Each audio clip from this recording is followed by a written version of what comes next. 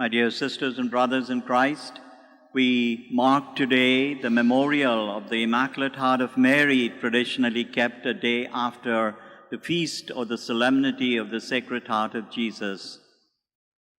And the reason is that in the Sacred Heart of Jesus, we understand God's great love for humanity, and we respond or are invited to respond totally to that love. In this devotion to the Immaculate Heart of Mary, we see humanity's total response to that heart of the Sacred Heart of Jesus. Mary, as a human like us, offers her heart totally to God, and we find in her a great example, someone whom we can imitate and love. Devotion to the Immaculate Heart of Mary was always kind of central to the spirituality of the Church, but it grew in stages, largely because of the efforts of St. John Eudes, who celebrated and wrote offices and prayers for the Sacred Heart of Jesus and for the Immaculate Heart of Mary.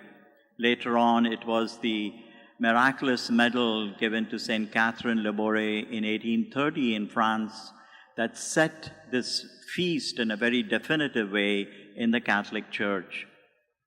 The feast, the Immaculate Heart of Mary, speaks to us of Mary's great love. Normally, our heart is always shown with 7 swords representing the 7 wounds to her, as narrated in the Gospel, particularly of Luke. We see a sword, as Simeon said, a sword will pierce your heart. At the cross, Mary is shown standing by her Son, once again another sword that pierced her heart, unable to do anything. She is very active in her accompaniment and in her solidarity with her Son. Mary, as we read in today's Gospel passage, was human. She was a mother. She fell for a child, and when she saw her son had gone missing, she was very perturbed. And yet her son tells her, "Did you not know I must be about my Father's house?" Later on, the Father's house would be not just her home, but all of Palestine, wherever Jesus ministered. That would be his Father's home, where he would work miracles, instruct and teach people. For a mother to lose a child, even temporarily, is very sad. And we know how mothers feel when the child suddenly cannot be found anywhere. I recently saw a serial on how children are abducted by rebels in South America. And in this particular serial, a young girl and her brother go to school.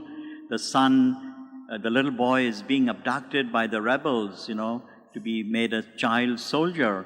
But his elder sister, who's accompanying him, she steps in and says, "No, he cannot go. He's sick. He has health issues."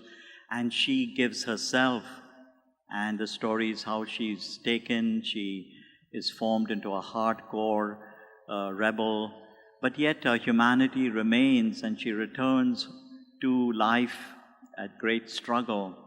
Her mother always pined for her, wondering where she went, when she would return. And finally, when she does come, it is a great relief. I think all mothers can feel with Mary as the one who felt for her son, but at every stage of her life, she's asked to withdraw, to give up, because that's God's plan, eventually giving up her son on the cross in a very forceful way. Today's feast, my dear sisters and brothers, teaches us that we can also respond to the Sacred Heart of Jesus, to his love, because God is divine. But we imitate Mary because she was human like us. We give our heart to her, but through her, the idea is to love God totally. Amen.